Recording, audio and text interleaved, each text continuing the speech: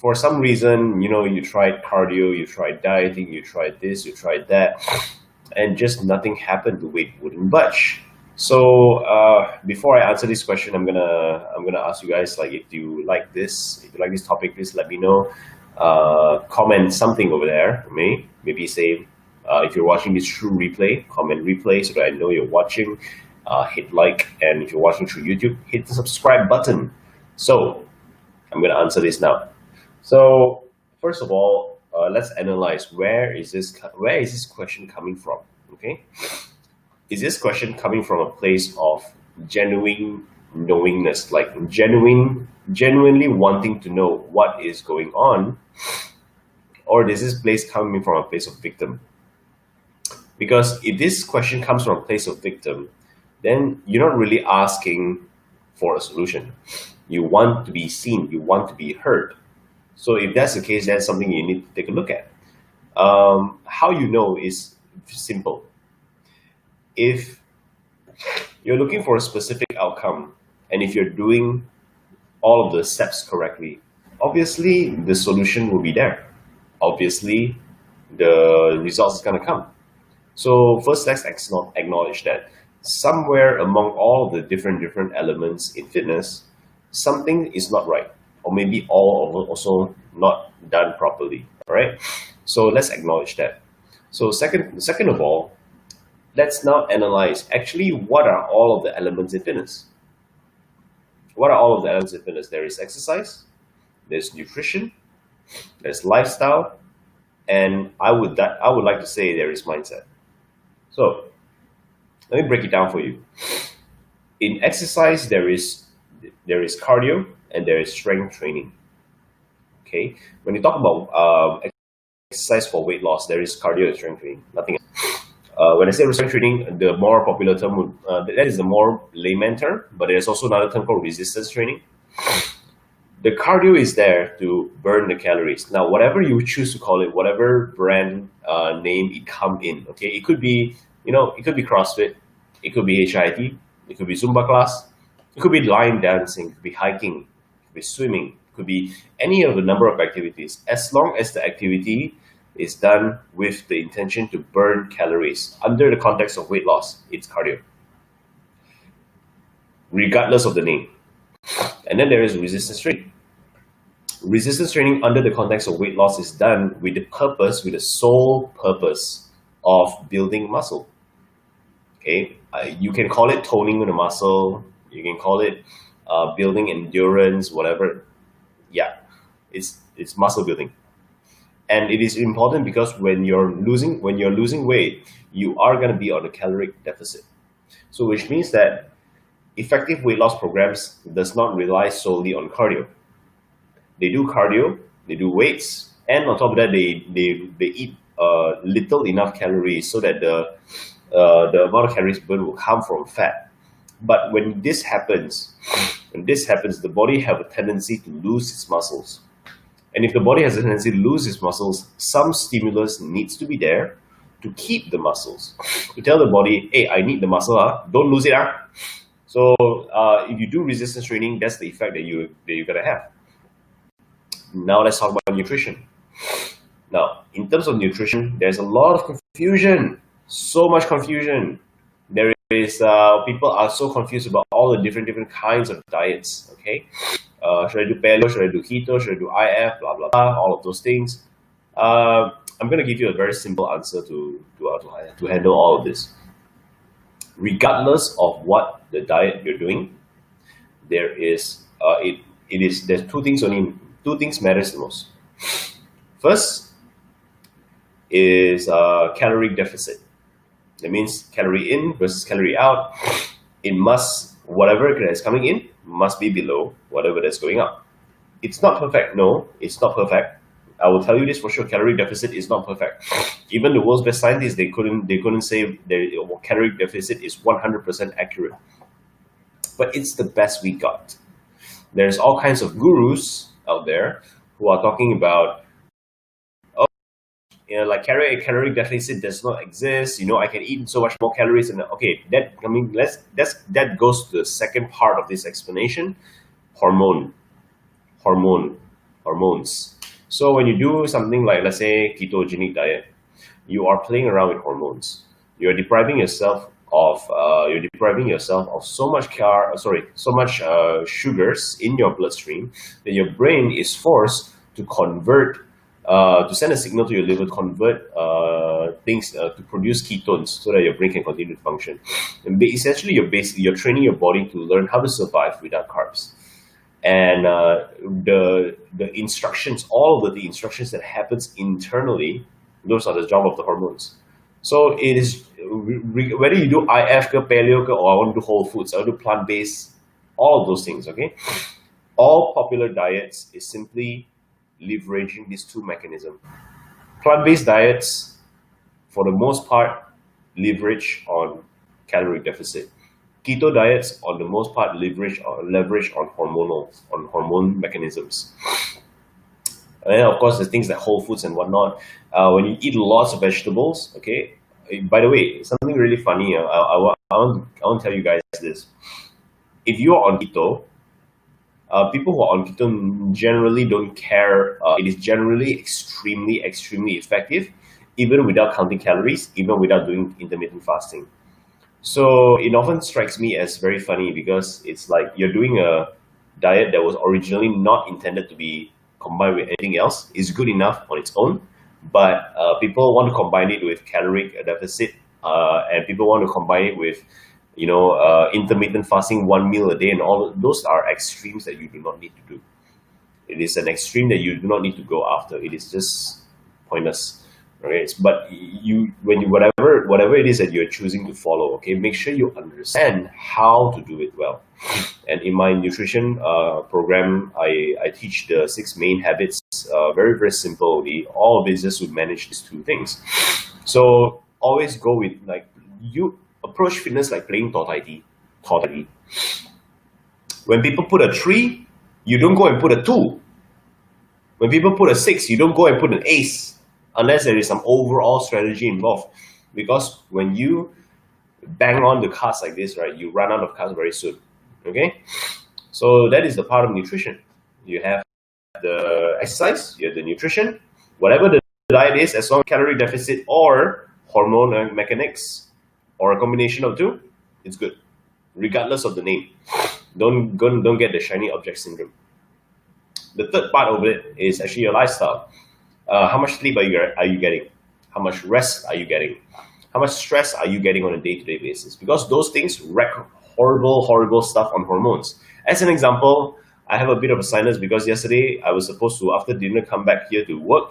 I decided to have drinks with my friends instead. And I got home around 12 something, and now I'm waking up. My cat woke me up at 5:20, and she kept meowing and I couldn't sleep. So stress, irritation, right? Thank you for the meditation. Otherwise, I'll be so much more irritable. And this will affect the way I perform later on throughout the whole day, and also in my workout times. The intensity of my workout is going to be drastically affected. So that is an issue as well, because you replenish food, but the lifestyle takes away the benefit from the food. You put in exercise, you're telling your body, I need to grow, but the lifestyle takes away all the benefit from the exercise. So that's very important for you to understand as well. Your lifestyle, you got to manage your lifestyle. Okay, you can't expect to be sleeping 4 hours a day, 3 hours a day, and expect to be making gains. Not gonna happen, right? And finally, there's the mindset. But Felix, I tried everything. I tried for so long. Yeah, when you look at it, it's just like 3 weeks. So look at it this way. Now, this is the day 13 that I'm doing this, okay? But internally, I feel like this is day number 50. Why? Because it is hard. It is hard for me.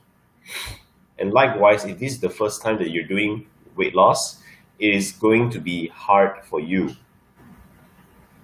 Accept it. So, if you really critically track every single thing, every day, if you're suffering every day, it's gonna feel like hell, like torture, and the time is gonna drag on. So, what you do? This whole thing about mindset. It's about the matter of increasing your resilience, making it so that you are able to look at the same thing in a different way to the point where you actually fall in love with it. And that's the whole idea of Union of Strength. When I do Union of Strength, the Union of Strength program, that's what we train. Because ultimately, what I recognize is that it's not about. I want to make one thing very clear. It is not about what kind of results you see over the next 3 months. If you think that as long as you see results, you will be able to maintain it for the rest of your life, that's an illusion. I will tell you this right now.